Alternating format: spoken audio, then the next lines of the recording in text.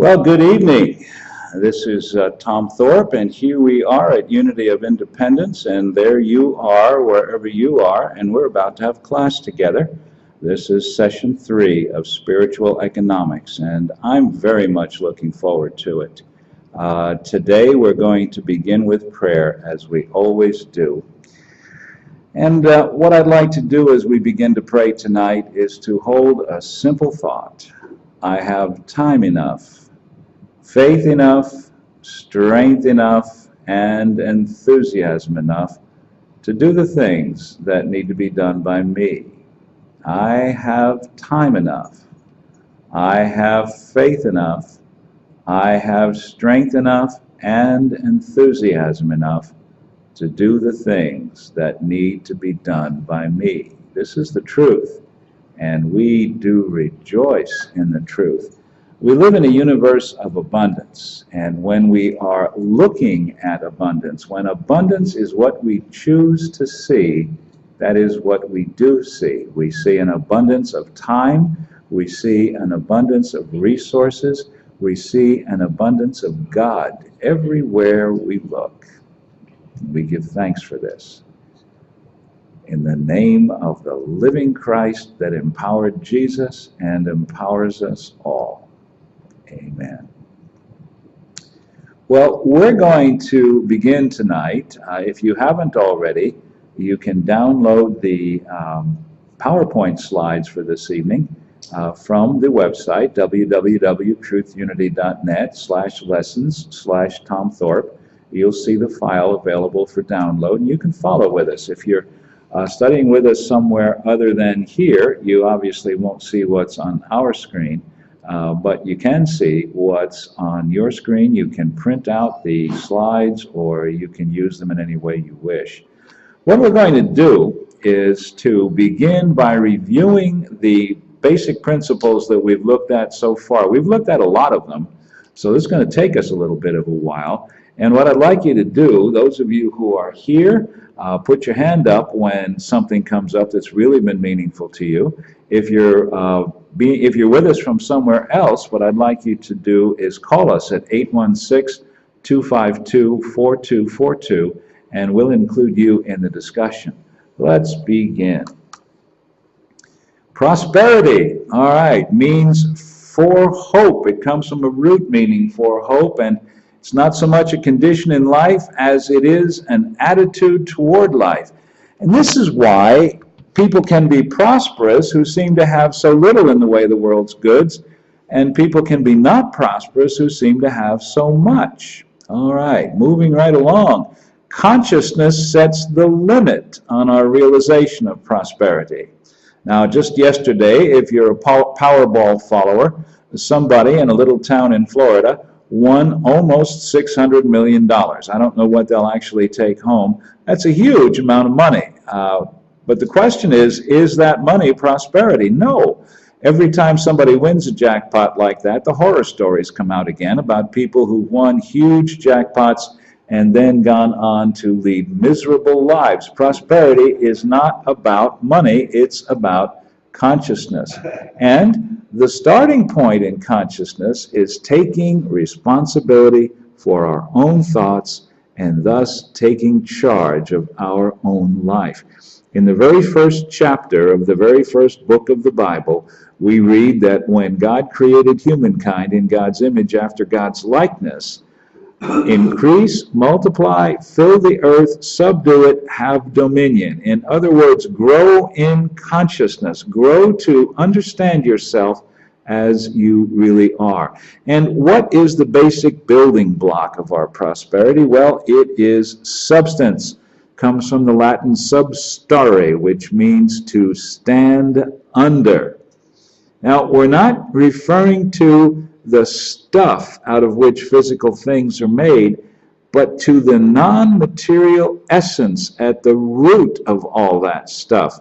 When I came up to the church tonight, the first thing I did was take out my camera and go take another picture of the garden. Now, a couple of weeks ago, there were just seeds in a great big plot of soil, and now the plants are really taking shape. I still can't tell what they are, but a gardener could. Substance is at work. Substance working through the plants is building them, it's growing them, just like substance grows us. Now, the whole of God's substance is present in its entirety at every point in time. That's a tough one for a lot of people to get because of the way we have lived in a consciousness of lack for so long. We don't need to worry about there being enough substance. We cannot exhaust it. It's impossible to exhaust, okay? So the whole of God's substance is present. Will we ever see it? No. We'll just see what it builds. Okay. Now, there's an allness in every illness, and all sufficiency within every appearance of lack, and the joy of the Lord within every moment of sorrow. This is absolutely true. And when we get still enough and remember the presence of God in which we live, move, and have our being, the presence of God that we are, this develops into a living, ongoing realization. So we got through the whole first page, and nobody's called at 816-252-4242, and nobody here in class has raised their hand to say, yeah, I've gone a long way on this one. Well, Mr. McGregor's here. Mr. McGregor is our church dog, actually. He comes to class a lot. I got the phone. Would you take care of the phone? Well, I can keep it here. It's all right. It's good. I've got the phone. Yep. We are prepared. Maybe another word for substance. Would spirit be an okay sound for substance? Spirit is sort of like there. How about essence? Essence means beingness. Essence isn't really in my vocabulary unless you're thinking about fragrance. Okay. Or something, personality, or what somebody exudes. Okay. I guess that would be spirit to me. That would be spirit. Well, then use the word spirit. Okay. Substance I've never really understood. Some people... I understand it now if you call it a spirit or energy under everything. I am going to give you one thing to hold tonight, Mary Lou, and that's the microphone.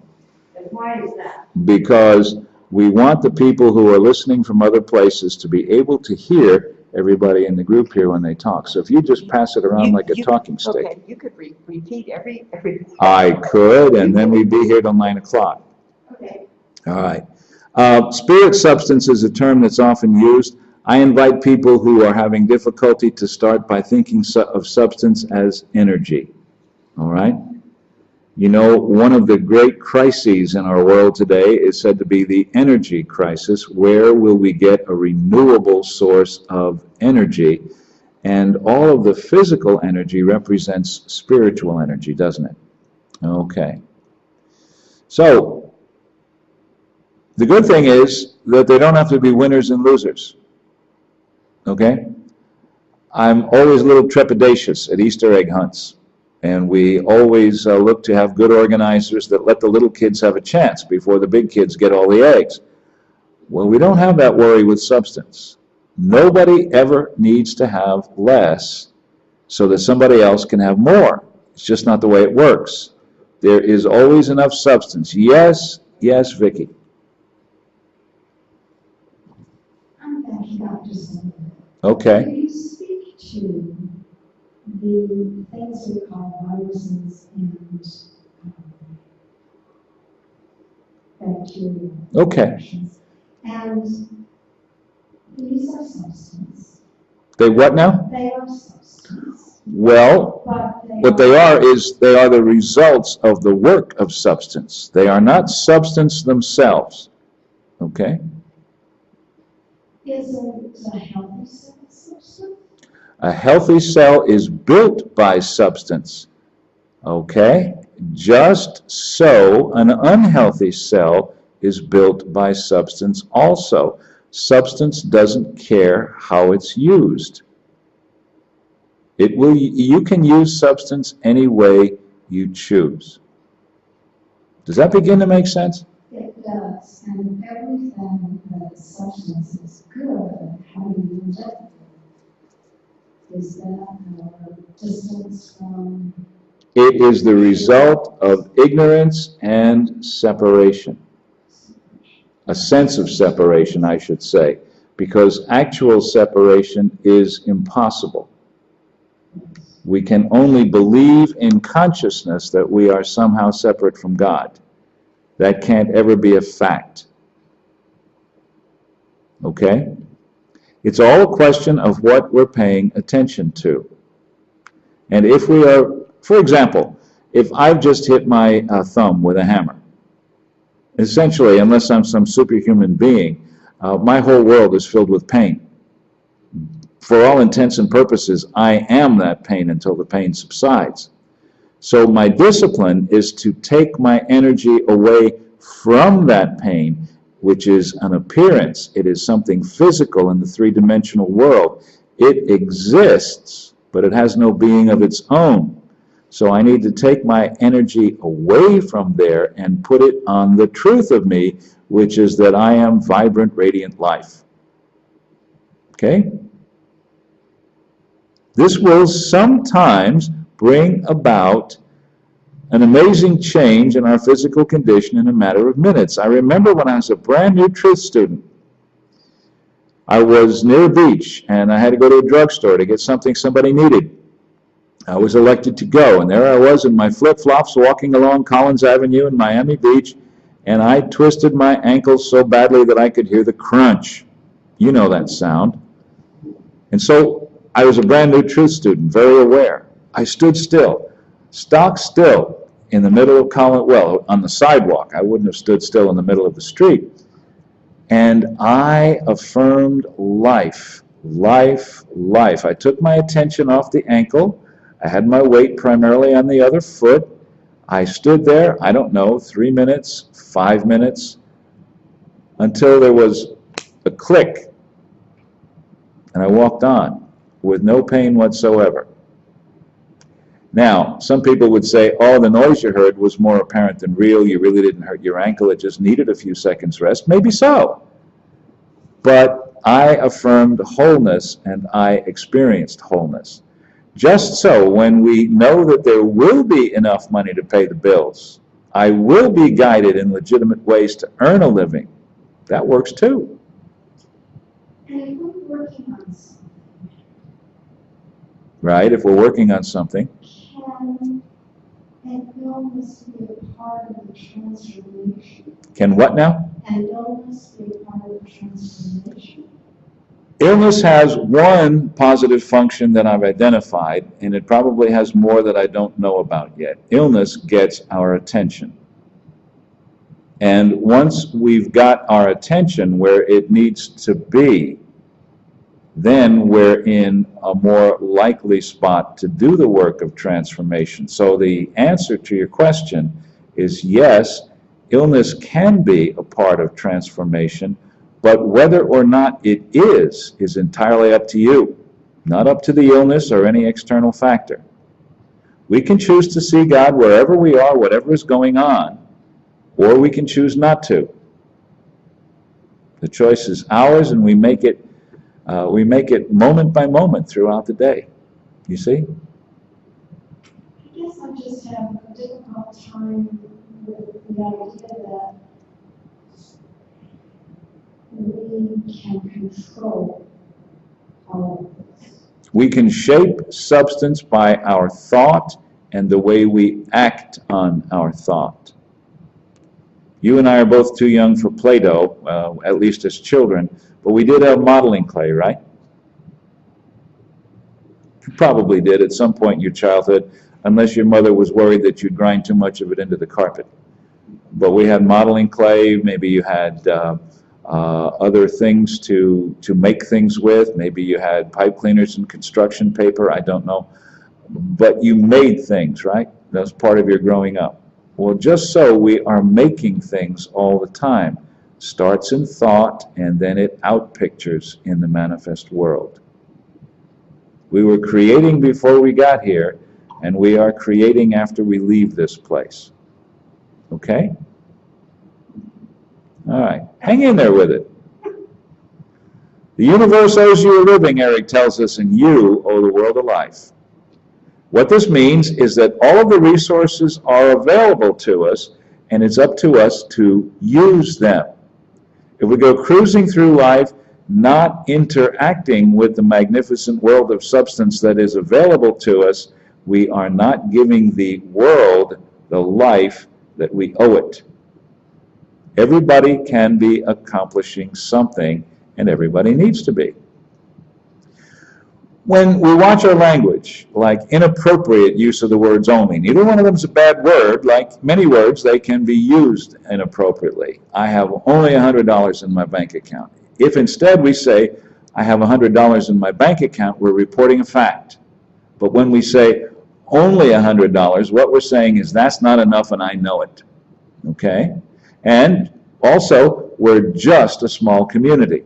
We're apologizing for ourselves. We're saying we're not enough.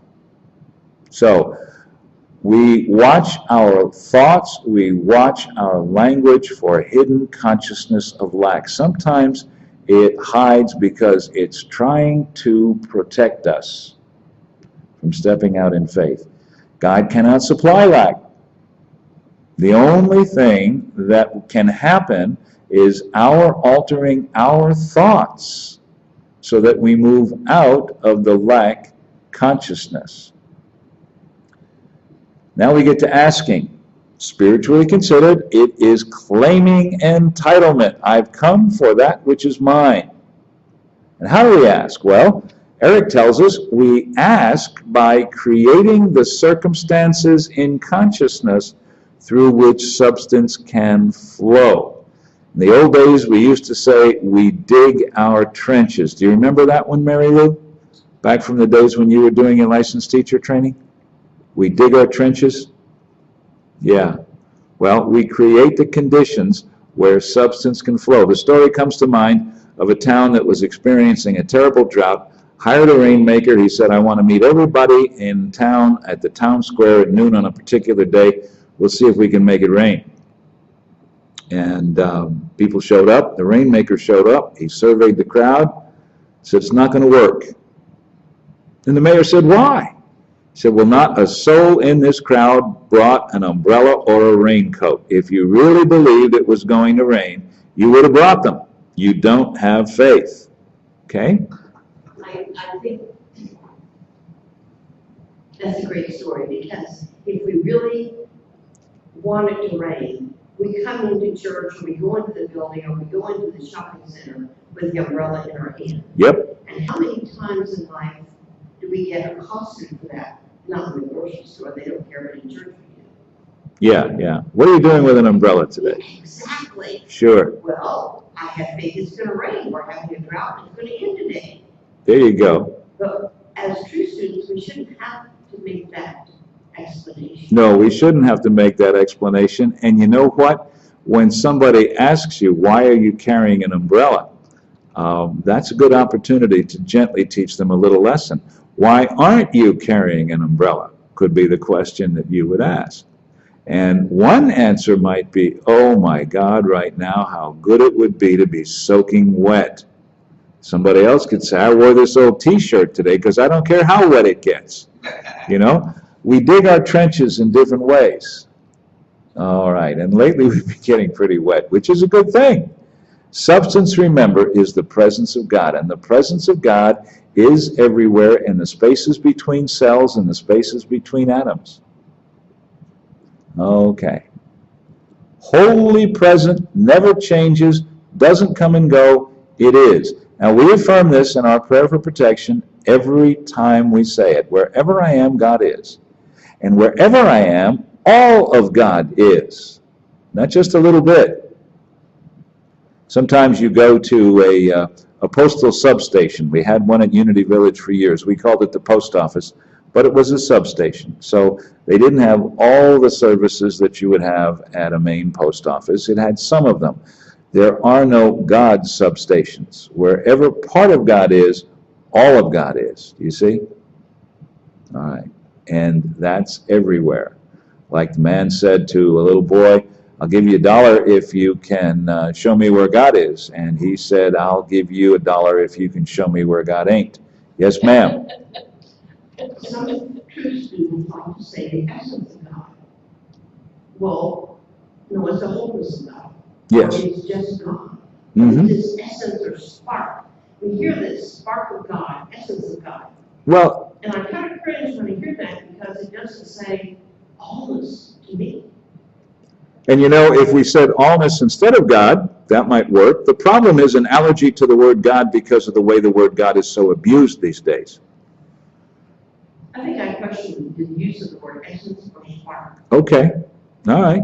Essence and spark seems to be just little tiny pieces. Well, the spark, we have to thank our friend George Fox, the founder of the Quakers, who spoke of the spark of divinity in every person.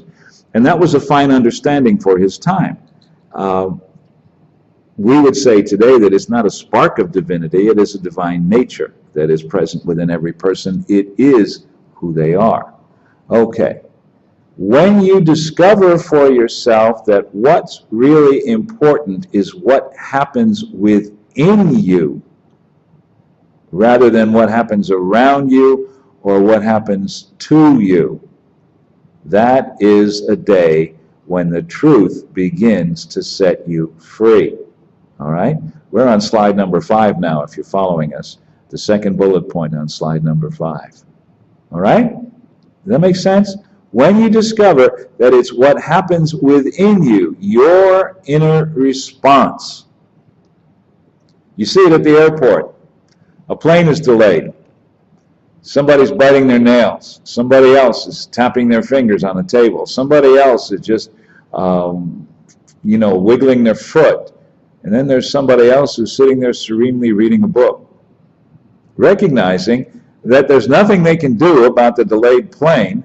What they can do is remain as calm and centered and poised in the Christ mind as possible, and that way when an opportunity to move forward comes, they'll be in good shape for it and will arrive at their destination in very much better shape than if they had worried. Eric loved to tell the story about the woman who said to him, when God sends me a tribulation, it's my duty to tribulate. Well, it isn't. It isn't. It's purely optional. Now, our world is not the physical world. Our world is our consciousness.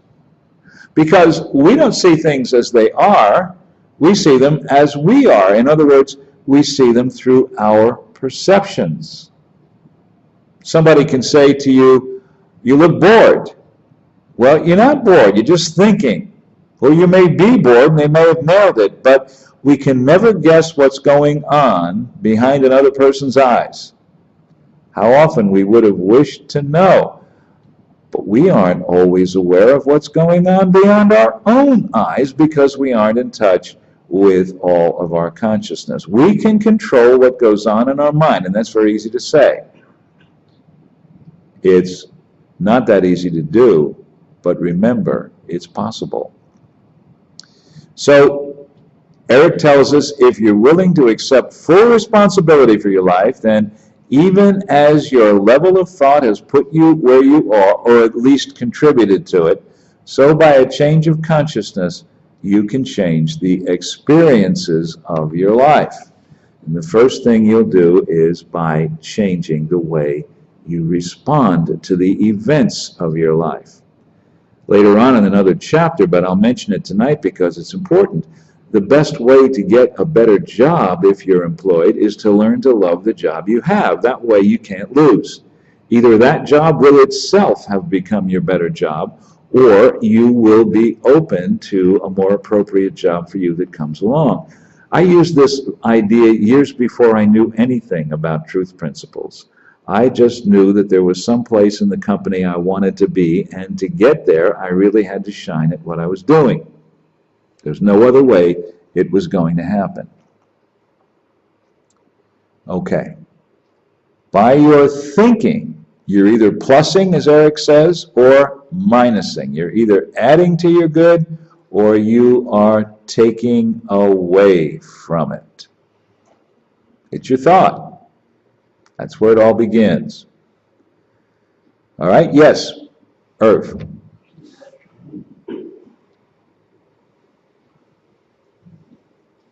I come from a world of security. Yes. In my life. Right. And my world is not police work, because security is about protection. Mm-hmm. Not law and order, but protecting right. people. today, or yesterday, anyway, yesterday, I was walking the labyrinth. And I really like to walk the labyrinth, and I try and do it every day. Okay. And as I was walking the labyrinth, they had one of these unity things, you know, on meetings or seminars or something like that. They came out and people who decided to come down and walk the labyrinth. All right. And there you were walking the labyrinth, and they joined you. They're going to, okay, they enjoy it. You have the women in her hut and the husband. Now, the woman gets under the labyrinth and she's enjoying it. She's walking through it, and her husband comes behind her. And he, throughout the entire time he walked behind her, he had his hands behind his back.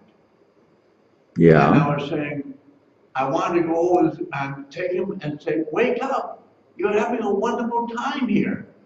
But he never, but you know, I have to keep my I keep myself quiet, but and Peter's were saying, God, I wish I'd go over there and wake him up, you know, and stuff like this, because it's such a wonderful experience that you're all having, but he's still in his world.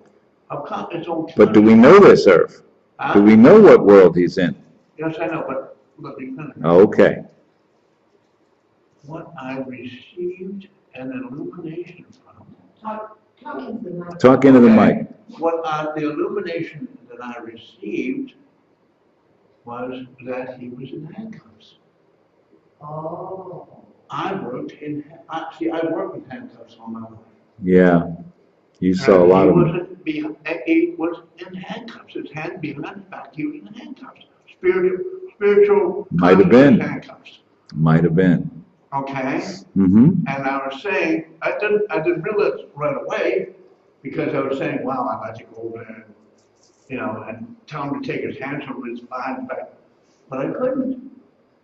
See, and the point is with this, and another important thing is that the only people who can take off the handcuffs is you. That's right. You have the keys. That's right. So take your handcuffs off. But some of us are trained to put those handcuffs on every morning. Yeah, Before they go yeah. to work and live with them. They're so comfortable, they're so trained to live in handcuffs all their lives that they need them to live. Okay. You know? And I'm saying, I'm looking at this consciousness here, and that just brought that to mind. All right. Here's a treatment for anybody you see in that condition. It's 2 words. All right? Okay? Bless you.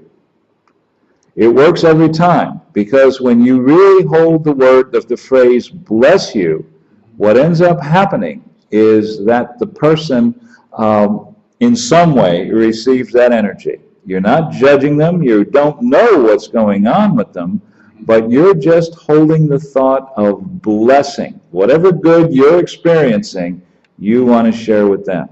Right. All right? So when you see somebody who looks like they're in handcuffs, maybe they are, but maybe they're not. Either way, you can bless them, and that never goes astray. Does that make sense? Yes, yeah, I understand. Yeah, because And because we never know what another person's going through. He may be deep in thought. He may be one of those poker-faced fellas who's having a wonderful experience, and we could never tell. that's true. That's very true. we But just I'm don't saying, know. In that point, that's what was brought to me. But you've seen a lot of people who have lived in handcuffs. You know, when you work in the courts all the time, that's going to be challenging. And I know a Unity minister who used to be an investigative reporter. So when she came to school and everybody was all love and sweetness, she said, this is hard for me because all of my training tells me to ask what's wrong with this picture. All right, that's where the news story is. Okay, let's continue, can we? Yeah, I'm sure. Good. All right, you can't make law work. See, it's not like a man-made law, human-made law, which we will either obey or not obey. Spiritual law, just like physical law, is always working. It never takes a holiday, and it is always inexorable. It's going to work. There's nothing you can do to stop it. If you run a red light, you may or may not get caught and may or may not get a ticket. But if you offend the law of gravity by jumping off a building, you're going to fall to the ground and splat. You won't stop in midair like they do in the cartoons sometimes. That's not going to happen. So the important truth is, you are a spiritual being with the allness of infinite mind within you. Now, we say it's within you, but don't go thinking that you contain it. You are filled with it, and so is everything else. On the old Saturday Night Live show, way back in the first generation, Chevy Chase used to say, "I'm Chevy Chase and you're not." Today we would not say, "I am infinite spirit and you're not." We would say, "I am infinite spirit and so are you." This is what Jesus, I believe, was teaching us. All right? The answer is not to get God to give you more, but to uncover and release what's already there. Remember Prego spaghetti sauce? Years ago, we're talking more than 20 years ago, they did an ad campaign that was called "It's in There." And usually it would involve somebody who just had this inspiration to make their own spaghetti sauce. Italians call it gravy. He would go into the Italian boutique deli and he would have a long list of spices and special vegetables, and the clerk would put a jar of Prego up there on the counter, point to it and say, "It's in there." It's pretty good sauce. So whatever we need, it's in there. We don't need to find a way to get it into us. We need to find a way to release it. And that's what the prosperity process is about. We don't do it through miracles if we think that miracles are going to change the laws of nature. A miracle is, for us, a better or higher or a clearer way of seeing. If you brought your grandparents back to life and showed them a cell phone, they would think it was a miracle. How can there be a telephone without any wires? Heck, some of them, if they're gone long enough, would be calling a telephone at all a miracle, right? It's just an ever-expanding outworking of the law. This computer that I'm sitting in front of, when I was a little boy, I couldn't even have conceived of it. I thought a typewriter was great technology. So what comes next? Well, have you heard of Google Glasses? Where you put your computer screen right in front of your eye and you're totally immersed in it? All right. There's only one way that you can change your luck, and that's by altering your thoughts. Buying more lottery tickets won't do it. Going to the casino more often won't do it. Finding a four-leaf clover won't do it. A horseshoe won't do it. Nothing will do it but changing thoughts. Remember, you see things as you are. I see things as I am, and that's the only way we can see them. So if we want to experience a better world, we have to change our perceptions. Okay. Yeah, take the handcuffs off.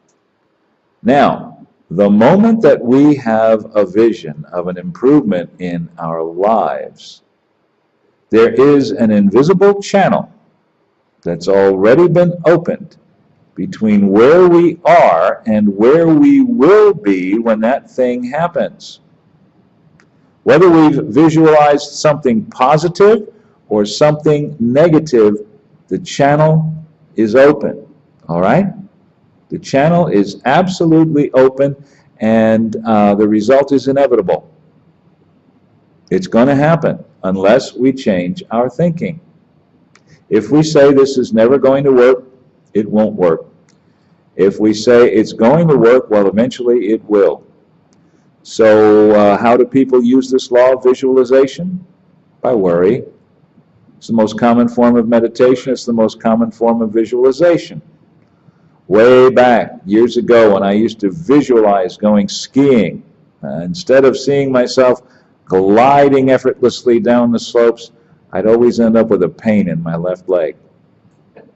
So I never went skiing. I just couldn't get past that visualization. Right judgment, Eric calls concentrical seeing. In other words, seeing from within, seeing from our divine nature, seeing as things can be. Good? Mary Lou. Our equitable in two. All right, I do not see things as they are, but as I am. So. And we're on slide 7 now. A person makes a statement that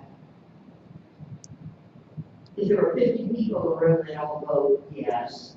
Okay, Critical complaining statement. okay, Critical complaining. And so then each of us, 50 in the room, have to say, we are critical and complaining. mm-hmm, Or would we only say, we are critical and complaining if we reacted adversely to that person's critical complainingness with noise?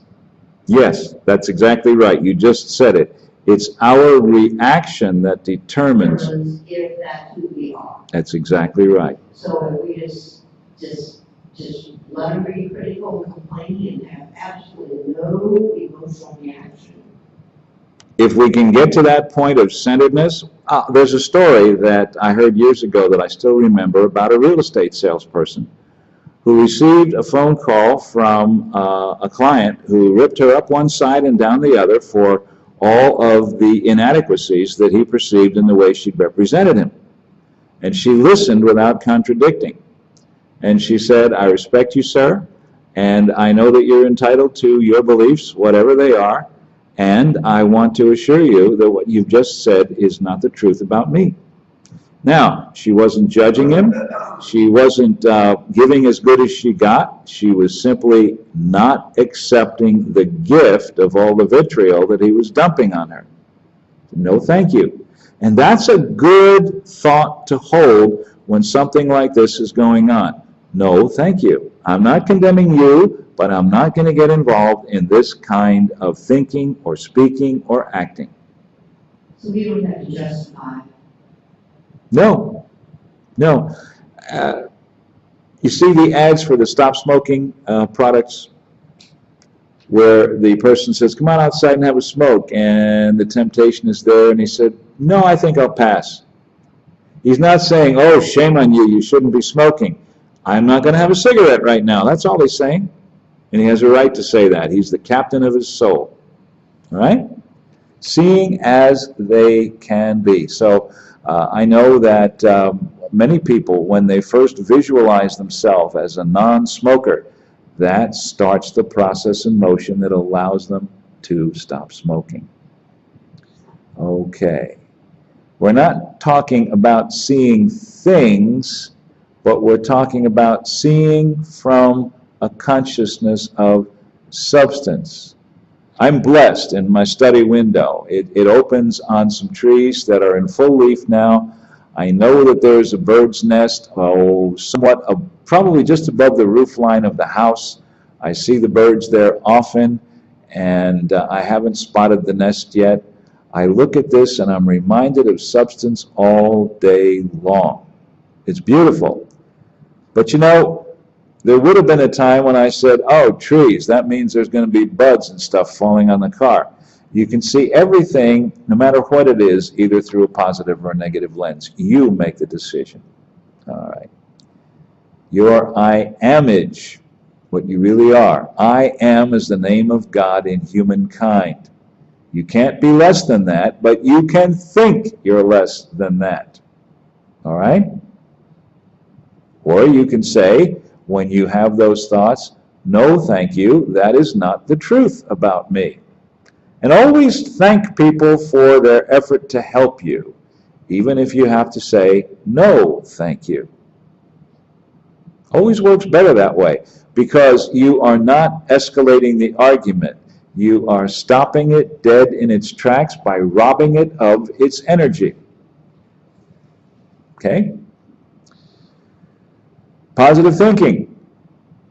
The only thing it changes is you. It synchronizes you with the flow of the infinite. Synchronizes us with the flow of the infinite. You've been to airports and you've seen the moving sidewalks they have. I love those things. I like them because when they're empty, I like to walk as quickly as I can along one of those moving strips, and you really look like you're almost flying, and you feel like you are. You don't have to run, just walk quickly, and it adds to it. You're synchronizing yourself with the flow. And it's been years since I went to a water park, maybe this summer, but one of my favorite things to do there was the lazy river. There's a little air current in the water. You just sit in your tube, hopefully with plenty of sunscreen on, and you float along. Just being in the flow of substance is delightful, isn't it? Okay. You can have all you can expect and accept. You know, if I am going out to pick berries, but didn't bring a basket, how many berries am I going to pick? Well, I may eat quite a few, but I'm not going to take any home with me.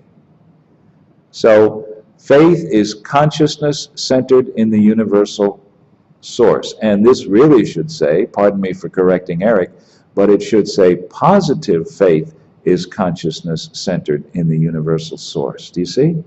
Positive faith. Our faith works just as effectively when it is centered in negativity.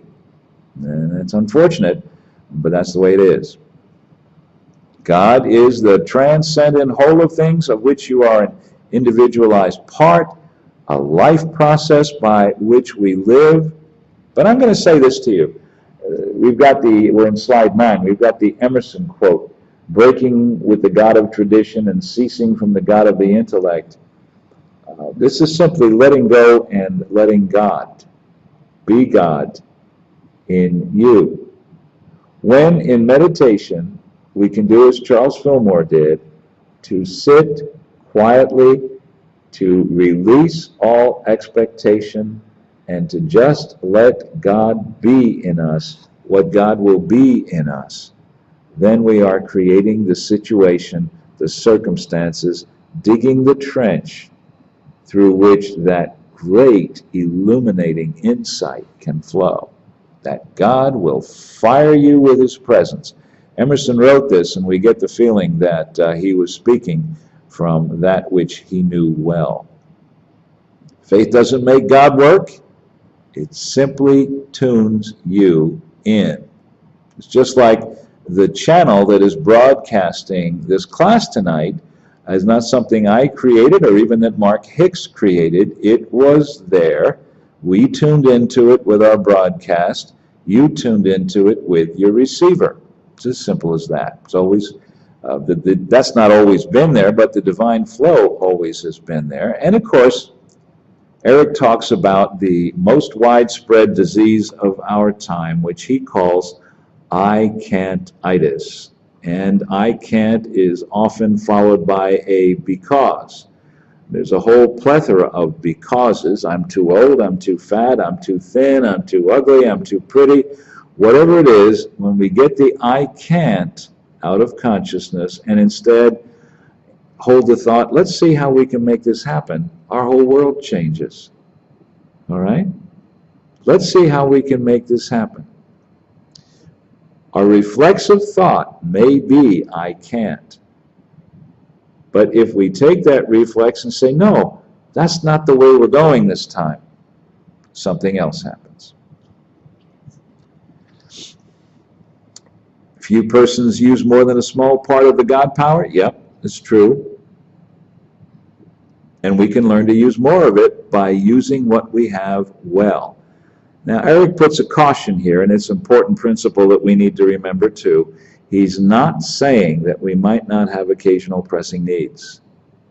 And the insight that we have in truth will let us, first of all, admit that we have the needs. And secondly, we will see that the need has no built-in limitation. So one of the things we can do is to give thanks that this need is met abundantly, efficiently, and without undue pain to anyone. We do get addicted to our drama, don't we? And of course, in a word, practice. Truth is not something that you practice on Mondays and Wednesdays.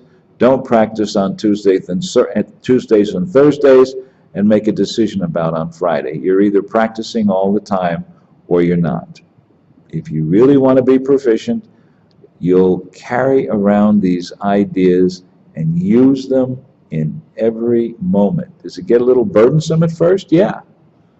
But then it gets a little easier, and then it gets to be fun. There's still going to be days when it's difficult work, but the overall path is an upward path. You don't receive what you want again. You don't receive what you pray for. You don't even receive what you say you have faith in. You always receive what you actually expect. And some people use that as a fallback position, an excuse. I wanted $1 million, I got 1,000. Oh well, what could I have expected? I knew it was going to work out this way. Somebody else gets the job. Oh well, what could I have expected? I knew it was going to happen. It always does. Yes, Irv. The Rolling Stones sum it up real well. Tell me. The Rolling Stones, you don't always get what you want. Yeah. But if you travel hard, you get what you need. Okay. And have faith, you will get what you need. And that's what God is about, giving you what you need. All right. And I'll even go a step further. God is not about giving you what you need. As we really grow in consciousness, we discover that God is what we need. Whatever we think we need, what we really need is a greater awareness of God in some shape or form. Right, that's true. Okay? So, faith isn't an attempt to show how great we are. It's simply saying yes to the creative process. Yes to the creative process. On a day in March of 2012, I walked into this church for what I thought was going to be just a simple guest speaking engagement that I was going to enjoy, and look what it's turned into. Because I and other people said yes to a process, and as long as we continue saying yes, it's going to be fun. But when we stop, if we stop, I shouldn't say when, if we stop, it's not going to be fun anymore. You've got to say yes. And it's often a question of how we get to yes. All right. And then seek first God's kingdom, which is the realm of divine ideas. If we're seeking understanding, if we're seeking greater insight, if we're seeking to be love and to love, then we are seeking the kingdom. And that's the first step, not to go out after things. You ever see one of those game shows, I think it was called Supermarket Sweep, where they give somebody a shopping basket and they've got 5 minutes to stuff everything they can in it, and the one who gets the highest value wins. And so the smart ones head right for the meat counter and start filling it up with expensive cuts of meat and stuff like that. Lately the veggies are pretty expensive too. But it isn't about getting things, it's about getting into the flow. Have you noticed that on a day when you do that first, the whole day seems to roll? I had a day like that today. I worked at it. I put my legs over the side of the bed, and before I went any further, I centered myself in this day and what was going to be accomplished in this day, then put one foot in front of another, and it has happened. Tomorrow's another day. Faith is your consent to your own uniqueness. In other words, you can't be everything everybody else can be, but you can be something only you can be. Good enough? All right. Now, that's the review, and it took us the better part of an hour. But these are important principles, and they are a foundation. We'll review some of them again. I'll take a shorter list and make sure that we look at these, because the work of this course is building a consciousness step by step. So now we go into chapter 5, which is gratitude. And we have fun with prepositions. In all things, give thanks. The need is to get re-centered. Not to give thanks for all things, but to give thanks in all things. From the awareness that there is always an all-sufficiency even within the insufficiency, for the awareness that there is a wholeness even within the apparent illness. Now, where is this wholeness? This wholeness is in the divine image of you, which exists in the absolute. That divine image of you has never been less than whole. It can't be. And the more we are in tune with that image, the more we bring that image into expression in our world. You see? If instead we focus on what is apparently wrong with either our circumstances, our body, our relationships, well, that's the image we bring into manifestation. There's not a cell in our body that's more than 7 years old, and most cells are 90 days or less. Some people say, why do I have scars then? We have scars because of cell memory. The cells of your body know how to create new scar cells. At least that's what I've read and what I've read from reliable sources that I tend to believe. So we need to train the cells of our body to move in a different direction. Charles Fillmore was working on that. My grateful heart draws to itself great things. Now, why? Does God need thanks? Oh, you were so grateful. I'm going to give you more. Sometimes we have a grandparent or an aunt or somebody in our life who just so loves being thanked that if you thank them enough, you'll get an unending flow of good stuff. And if you don't, that will be remembered too. Some people say, oh, I didn't thank God for the new job. Now what's going to happen to me? I'm in trouble. No, God doesn't need your thanks. Doesn't make any difference to God whether you are grateful or not. And Meister Eckhart said, I never give thanks to God for loving me because he can't help himself, whether he would or not. It is his nature to. God is. All right? God is. Some people say Mount Everest is, and Mount Everest is huge, but Mount Everest wasn't always, and Mount Everest will not be always, and Mount Everest changes. God is. It's only our awareness of God that changes. God doesn't change. Yeah. We, in giving thanks, like here, like that, giving thanks for things and everything else, it says, again, we're brought back into an anthropomorphic view of God. Yeah, yeah. That he's a man who says, you better thank him, period. Uh-huh. As a man, thank him for that he's giving you to where, but again, Christ is saying God is spirit. Mm-hmm. So that changes that in itself. Yeah, yeah. It's not a servant and master relationship. Right. The image that we see of God is often like some feudal lord. But the fact is, God does not need our thanks. And you're going to hear in the next slide, there is a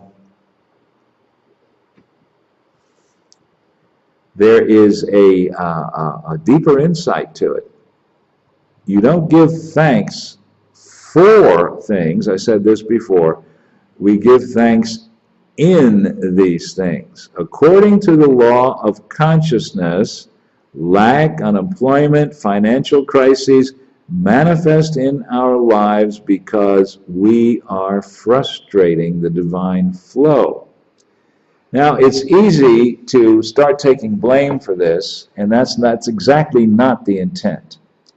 The intent is for us to understand that we, by our thoughts, can change whatever is not working.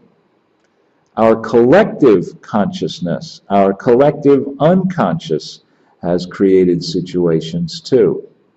The belief that people need to have wars to survive is one of those things. Humankind created that belief. Only humankind can uncreate it. When we recognize that these things come about because of beliefs, then we are empowered to begin the process of changing. All right? Okay.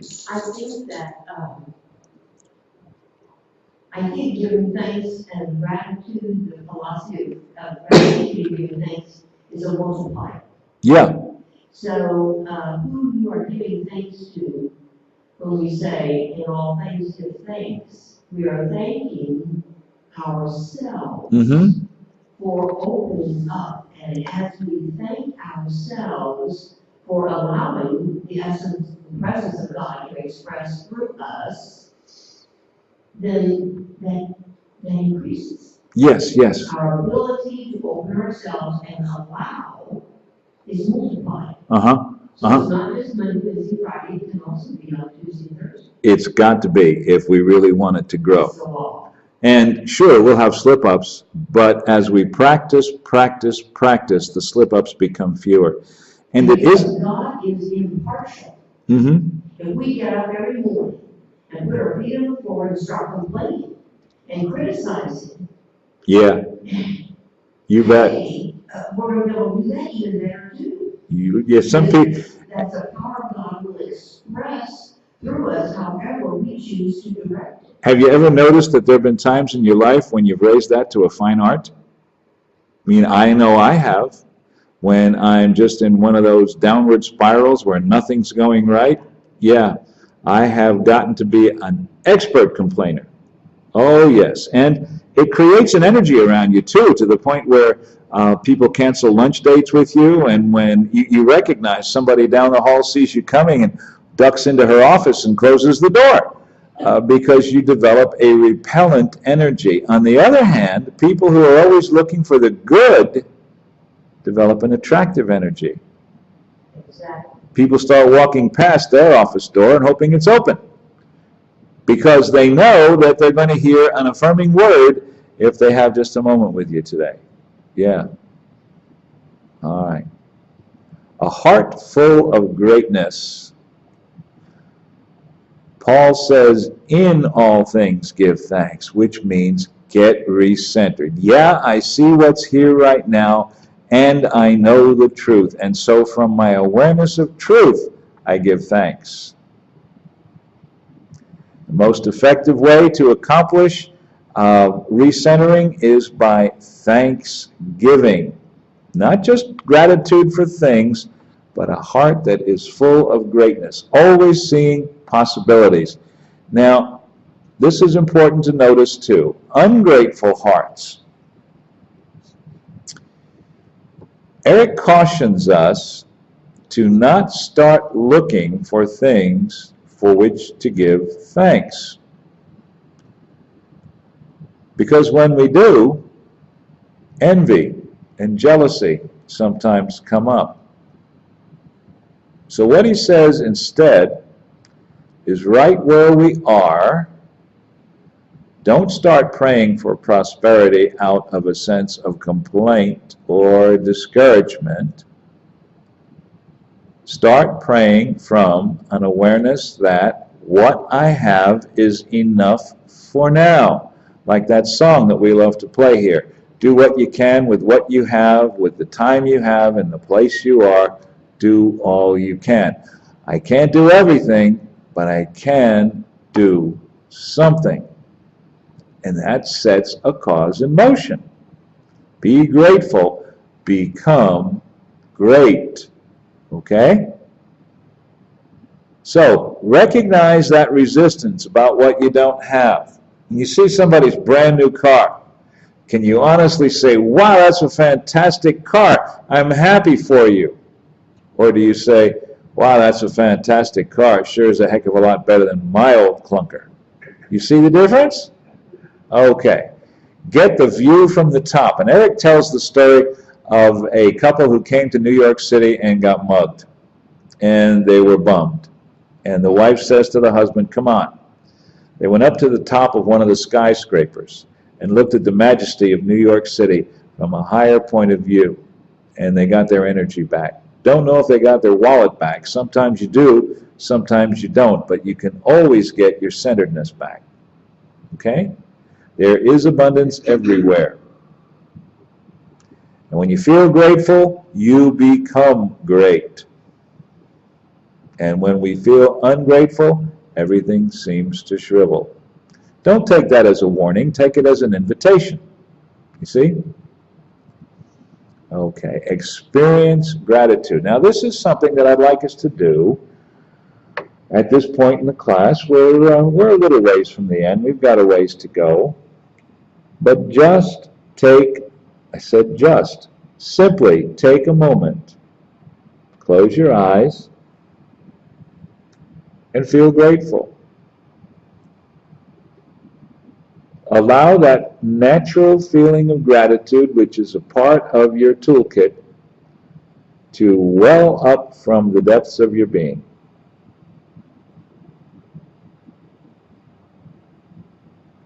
Let it fill your heart.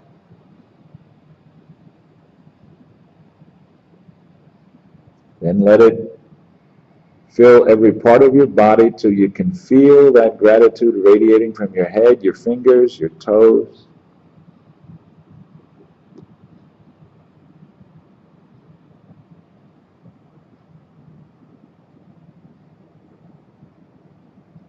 Remember what this feels like, and remember that you can have this at any time. It's just like happiness. It's not, I will be grateful when, or I will be happy when. My heart is full and my heart is great right now. And so it is. So it is. Amen.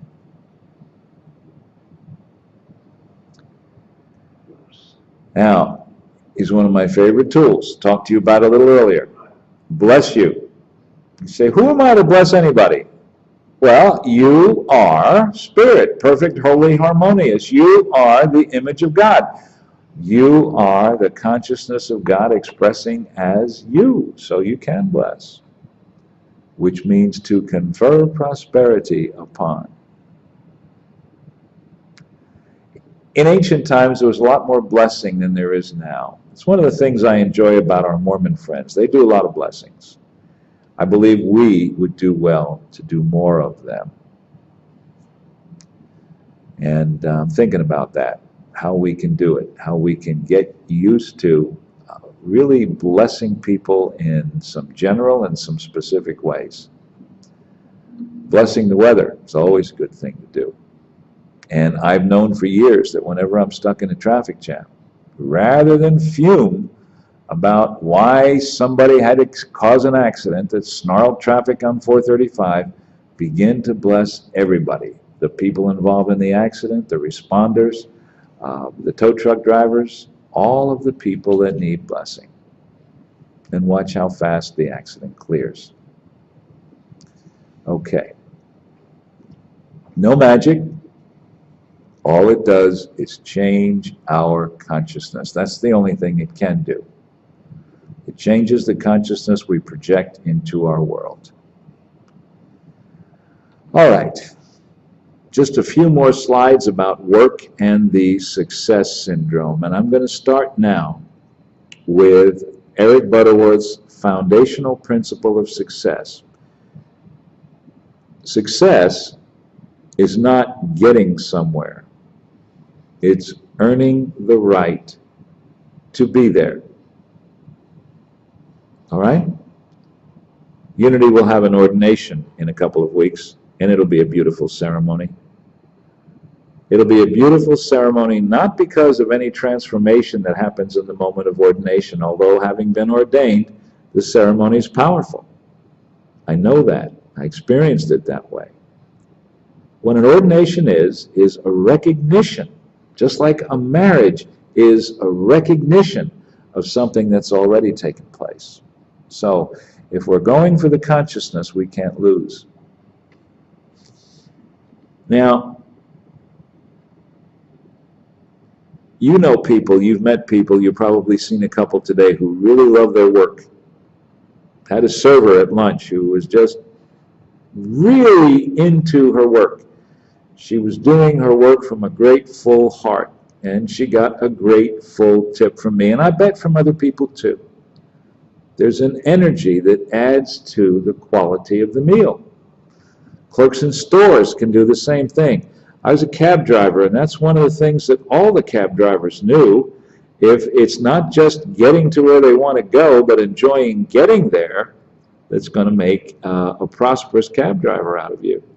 Heck, I knew one cab driver who had been doing it for so long, that he was hardly ever on the taxi line. He had appointments all day long. People asked for him. Charlie, can you pick me up at 2:30? He'd say, yes, ma'am. And that's the way he did most of his day. He was a very happy cab driver. I build a consciousness of giving, which in turn gives rise to an outworking or receiving flow. The catch is, you can't do it to receive. You must do it for the joy of giving, and the receiving follows. If you do it with the only thing in mind being that somebody's going to pay you back, then it won't work. You've got to do it for the joy of doing it. I am God's living enterprise, and God can't fail. I'm going to earn my wings today. You probably don't remember Eastern Airlines. Their slogan was, we have to earn our wings every day. In Unity, we have wings. And when somebody finishes the spiritual development course of SEE, we have a graduation ceremony, and we give them their wings. Now, the wings, the pin is, I don't know if it's worth $1 or $2 in terms of the materials, but I will tell you this, it's priceless in terms of what it represents. It represents real achievement.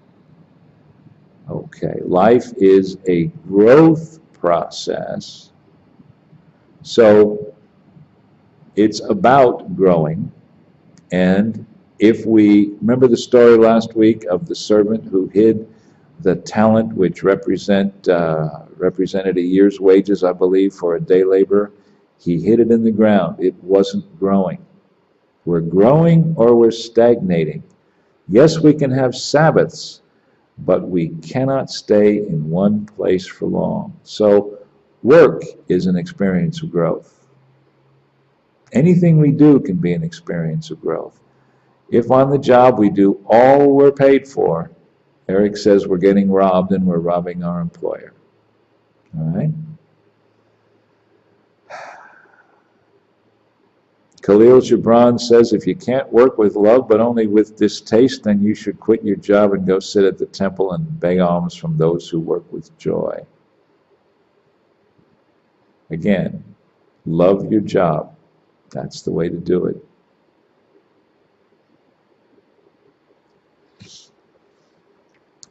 I like to look at cubicles.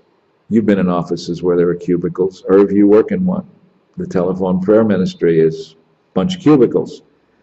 And some people really personalize their cubicles, and they have to be able to do it simply because they got to take all that stuff with them when they go home after their shift. But you know, it might be a picture, it might be a little stuffed animal, just something that makes it uniquely their own. And there's a pride in the work that the prayer representatives do. I know that there is. Okay. Let it be in your bones. Let what you're doing be organic, no matter what it is. All right. I had an uncle who, he realized his dream, bought a hot dog wagon, and he got a permit to sell hot dogs on a street corner. His dream was to be in a business where he could help people and earn a nice living and not have any boss. Well, that hot dog business grew and grew. He never started opening restaurants. That wasn't what he wanted to do. He just wanted to sell hot dogs on the corner. So he got a fancier hot dog wagon that was motorized. He could drive it instead of pushing it or towing it behind his car. He expanded his menu, but just a little bit. And he used his profits to buy a laundromat. So every morning while his wife was cooking the sauerkraut and the red onions for the hot dogs, he'd be downstairs cleaning the laundromat, emptying the money from the machines, fixing anything that needed fixing. Then he'd go out and sell hot dogs. He'd come home, have dinner, and after dinner he'd go down to the laundromat again. He had a happy life because he controlled it. So success, we're conditioned to feel that we must be always getting ahead. And you know, you've read books about the rat race and winning through intimidation. We look at other people's jobs, other people's homes, and we think, well, look at me. I didn't go through my 5th high school reunion. They had one because at the time I was driving a taxi cab for a living, and I didn't want anybody to know it. Was it 5th or it was 10th? It wasn't 5th. It was an honest job, and I was doing fine, but, I figured I should be a hot shot by now, and I'm not. So I didn't go. I was frustrated. Didn't realize my glory yet. High level of Machiavellian behavior is necessary ingredient for success. I don't think so. I think real success is living the truth as you know it and not lecturing other people about how they need to live it too. Just let your example be your testimony. Real success, again, is earning the right in consciousness to be there. Okay? That's absolutely right. And not everybody in a successful position has earned the right to be there. And a discerning person can tell the difference right away. So here we are. We can't tell anything by appearances, but we're always judging by appearances. Instead, as we bring our class to a close tonight, what I would like us to do is to remember to judge righteous judgment. If you're going to give a financial gift tonight or whenever you're watching this class, the lines are open 24 hours a day. All you need to do is either go to www.truthunity.net and hit the donate button there, or go to www.unityindependence.com and hit the donate button there. All right? So just as the folks here have an opportunity to give financially right now, I know that you will take advantage of that opportunity wherever you are. And remember this, the money is not your whole gift. Your whole gift is the gift of your consciousness expressing as you think and say and do the things that lead to the upliftment of humankind. The money is the icing on the cake. We love to receive it, and even more, we love to be in the presence of an awakening soul. So let us know that divine love, as us and through us, blesses and multiplies all that we have, all that we give, all that we receive, and our awareness of all that we are. So it is. And as we bring our class to a close, I want to share our one-word blessing that I enjoy sharing all the time. It speaks volumes in a word. Namaskar. N-A-M-A-S-K-A-R. Next week it'll be on the last slide. It means the divinity within me beholds and celebrates the divinity within you. Why not namaste, the more common form? Well, because namaste has been said to be the salutation of a lesser being to a greater one. Namaskar is a salutation among equals. So I say to you, Namaskar. And I bless you as a fellow traveler on the spiritual path. And whoever you are, wherever you're sitting, I am blessed to be working with you. So it is. Amen. Remember, you can download the slides from truthunity.net. Go to Lessons and Tom Thorpe. You'll see the download. And we look forward to seeing you at our next class a week from tonight. Namaskar.